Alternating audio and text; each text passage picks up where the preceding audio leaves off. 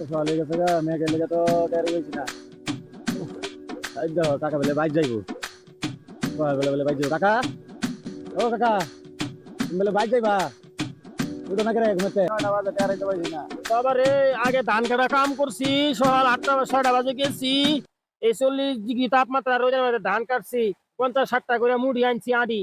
ধানের মতো মুড়া মুড়া আড়ি আনছি না, ওখান খালি হুইতে থাকি, 24 ঘন্টা খালি হুইতে থাকি, তাও আমার ওতে শৈল বিষ করে করে বাবা।